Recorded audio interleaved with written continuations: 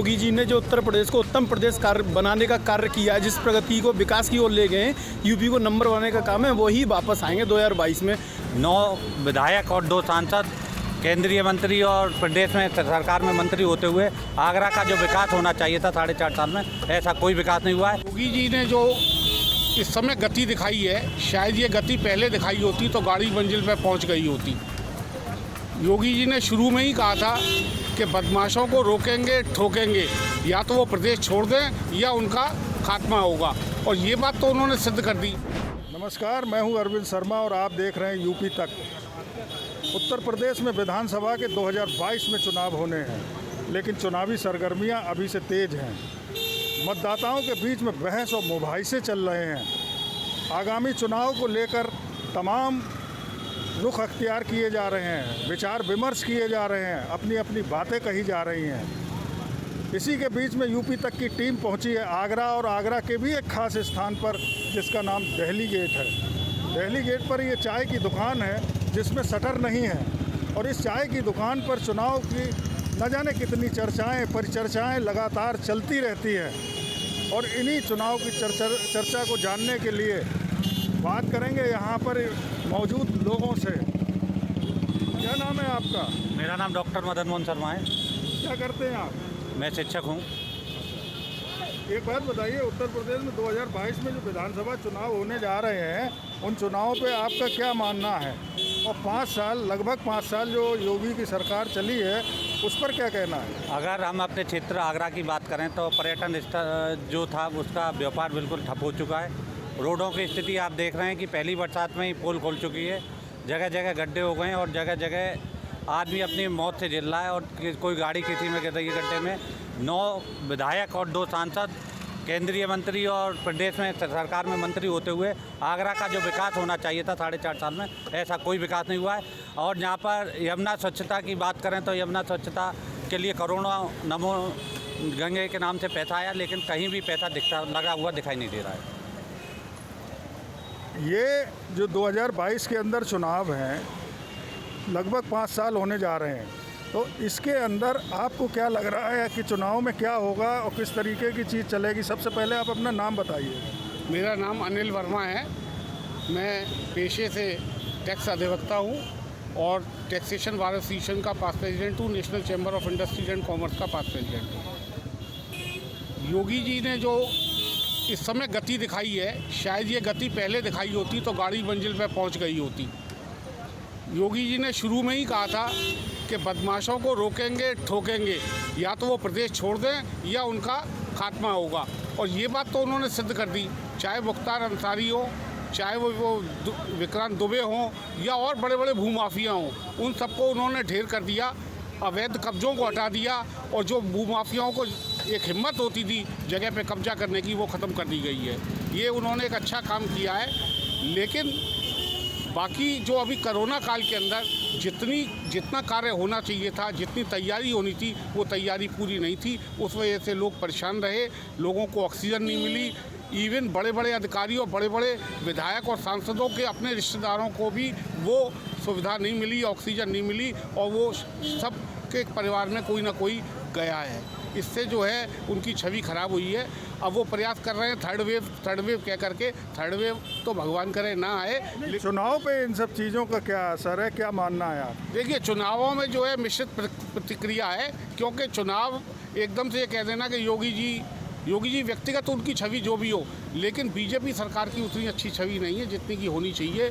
हमारे आगरा का ही उदाहरण ले लीजिए, 9 विधायक हैं, 3 सांसद हैं, 1 मेयर है। उसके बावजूद भी आज अगर आप डेली कोई किसी भी समाचार पत्र को देखें, गड्ढे, लूटमार, इस तरह की जो स्मार्ट सिटी है उसकी वैसी कोई चीज़ दिखाई नहीं देती है। कुल मिलाकर ये नहीं कहा जा सकता कि योगी जी पुनः सरकार में आ जाएंगे, लेकिन योगी जी को लोग प्रधानमंत्री मोदी जी की जगह देखना चाहते हैं। व्यक्तिगत रूपवाद जो है, सरकार के बारे में कोई गारंटी नहीं कर सकता किसकी सरकार आएगी। नहीं, अभी इनका कहना है कि योगी जी के आने की संभावना कम है, या क्या होगा पता नहीं है। आपका क्या नाम है और आपका क्या मानना है? मेरा नाम मोहित सोलंकी है। मैं मीडिया चैनल के माध्यम से बताना चाहता हूं, योगी जी ने जो उत्तर प्रदेश को उत्तम प्रदेश बनाने का कार्य किया है, जिस प्रगति को विकास की ओर ले गए हैं, यूपी को नंबर बनाने का काम है, वही वापस आएंगे 2022 में। उनका एक ही फंडा है, सिर्फ और सिर्फ विकास। जैसे कि आगरा में कुछ लोगों ने कहा है कि विकास गड्ढे हैं, विकास कार्य होंगे तो गड्ढों की तो शुरुआत खुदाई होगी, उनको भरने का काम सिर्फ और सिर्फ मोदी सरकार और योगी सरकार डबल इंजन की सरकार कर रही है। 5 साल तक ये सरकार कैसी चली, इस पर आपका क्या मानना है? नहीं, सिंपल सी बात है कि उत्तर प्रदेश में भूमाफिया, बदमाशों, उनको लूट मार, उससे निजात मिली है उत्तर प्रदेश को। एक तरह से एक्सप्रेस लोगों का निर्माण हुआ है, अलग अलग जाकर के विश्वविद्यालय जो स्थिति थी आगरा में सबसे, वहाँ पे क्या होता, बंदरवाट का खेल होता था, जिस तरीके से उसको ख़त्म किया योगी जी ने। जाँचें हुई हैं उस तरीके से, उन परिणामों पर पहुँच रही है योगी सरकार, उससे अपना परिणाम देने के लिए 2022 में जनता परिणाम में पहुंच रही है, इनका मानना है। लेकिन और भी हैं आगरा के लोग, उनसे भी चर्चा करते हैं कि 5 साल तक किस तरीके से रही है। आपका क्या नाम है? मेरा नाम नरेश पारस है। मैं एक सामाजिक कार्यकर्ता हूं। ये जो 5 साल लगभग योगी की सरकार चली है, इसके बारे में आपका क्या कहना है? देखिए, जो 5 साल जो सरकार चली है, वैसे तो अगर देखें तो मिला जुला असर देखने को मिला है, लेकिन जो सबसे बड़ी चीज़ जो आई है, जो एक त्रासदी के रूप में उभर के आई है, वो ये है कि शिक्षा पर और स्वास्थ्य पर बहुत बड़ा प्रभाव पड़ा है इसमें। जिस तरह से कोविड की जब लहर आई, उसको लेकर बहुत सारे गड़बड़ झालाएँ उसमें की, अस्पताल निरंकुश हो गए, जहाँ रेट फिक्स की गई थी उससे कई गुना उन्होंने पैसा वसूला। ऑक्सीजन प्लांट वालों ने, उन्होंने भी पैसा वसूला, और अंत में तमाम लोगों की मौत हुई, शमशानों में वेटिंग चल रही थी। उसके बावजूद भी सरकार कहती है ऑक्सीजन की कोई कमी नहीं थी। तो ये सारी चीज़ें हैं। और शिक्षा की अगर हम बात करें, 2022 में इसका क्या असर पड़ा? देखिए, इसका 2022 में असर ये पड़ेगा, क्योंकि जो कोविड के दरमियान जो लोग थे, उनके परिवारों का रोज़गार छिन गया। जहाँ कोई मल्टी कंपनी में, प्राइवेट कंपनी में जॉब करता था, उसको निकाल दिया गया। बहुत सारे लोग बेरोज़गार हो गए, और आज की समय में लोग रोटी के लिए जूझ रहा है। पहले सबसे प्राथमिकता ये है, उसकी रोटी होनी चाहिए। अब रोटी पर बहुत बड़ा संकट इस समय मौजूद है, कि वहाँ मुझे लगता है कि ये जो इस समय जो लोग बेरोज़गार हुए हैं, जो रोटी पर संकट हुआ है, उसका कहीं ना कहीं यूपी सरकार पर बहुत बड़ा असर पड़ेगा। रोटी पर संकट दिख रहा है इनको, लेकिन अभी भी बात जारी है। आप पूछते हैं इनसे। हाँ, मेरा नाम हरीश चिमटी है, मैं सामाजिक कार्यकर्ता हूँ। देखिए, 2022 का चुनाव अव्यवस्था, कुशासन, मजाक, झूठ और उससे बड़ी झूठ के बीच का चुनाव होगा। पिछले 5 सालों में उत्तर प्रदेश में और 7 सालों से केंद्र में प्रधानमंत्री ने जितना झूठ बोला, उससे आगे बढ़ के योगी जी ने झूठ बोला। तो ये झूठ का जो पैमाना है, ये 26 करोड़ उत्तर प्रदेश के जो निवासी हैं, वो अपनी भूख, भय, बेरोजगार, रोजगार, स्वास्थ्य, शिक्षा, चिकित्सा, जीवन यापन, इन सब को लेके बहुत बहुत बुरी स्थिति में है, त्रासदी में है।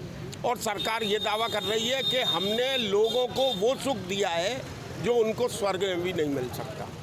हमारी स्थिति बद से बदतर है, और योगी जी और उनकी सरकार ने जो हालात पैदा करे वो सुनने को तैयार नहीं है, तो उसका जवाब सिर्फ वोट से ही मिलेगा।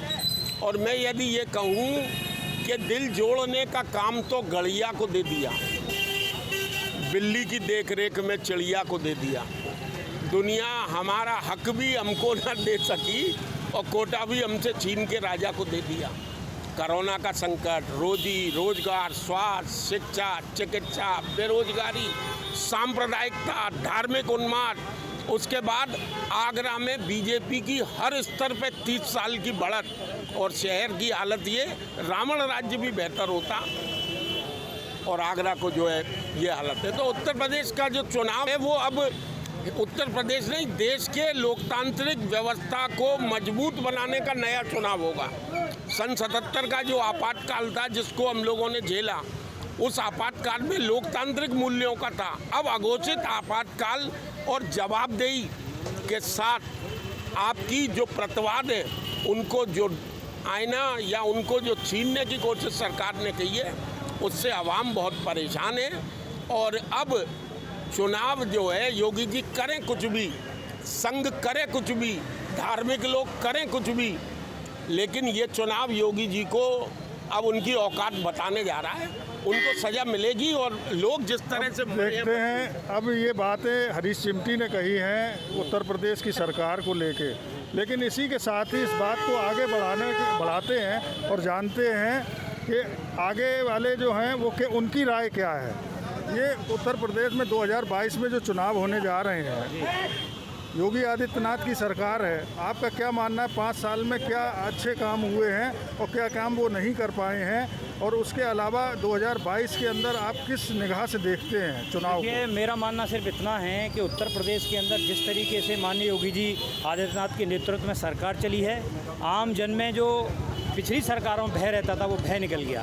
गुंडे, बदमाश, भूमाफिया, लुच्चे लफंगे सब दफन हो चुके हैं, मतलब भाग चुके हैं प्रदेश के अंदर। बड़े बड़े माफिया जो गलत तरीके से जनता का दबाव करते थे, शोषण करते थे, वो सारे माफिया भूमिगत हो गए या उनका इनकाउंटर कर दिया गया है। अपहरण करने वाले जितने भी गिरोह पिछली सरकारों में संचालित थे, वो सारे गिरोहों का इनकाउंटर हो चुका है। बहन बेटियों की आबरू इज्जत लूटने वाले गिरोह थे, उनका इनकाउंटर हो गया या प्रदेश को छोड़ करके भाग गए। दूसरी बात मैं कहता हूँ, प्रदेश के अंदर जिस तरीके से विकास, चौमुख विकास हो रहा है, हाईवे बनाए जा रहे हैं, नए नए हाईवे बनाया जा रहा है, हर जिले में एक मेडिकल कॉलेज बनाया जा रहा है। दूसरी चीज़ मैं बात करूंगा कोरोना की, जिस तरीके से कोरोना कंट्रोल किया गया उत्तर प्रदेश के अंदर, ये पूरी दुनिया के अंदर एक मॉडल है। और WHO ने माननीय योगी जी की प्रशंसा भी की है, ऑस्ट्रेलिया के राष्ट्रपति ने भी प्रशंसा की है। जिस तरीके से पूरी दुनिया में ग्लोबली कोरोना वैश्विक महामारी ने पूरी दुनिया के अंदर भय व्याप्त कर दिया, उसी तरीके से 26 करोड़ उत्तर प्रदेश के अंदर जनता रहती है। मैं कहता हूँ कि अमेरिका से 2 करोड़ ही नीचे है, जबकि अमेरिका की 27-28 करोड़ जनसंख्या है। वहाँ पर इतना भय का माहौल था, हाहाकार मचा हुआ था।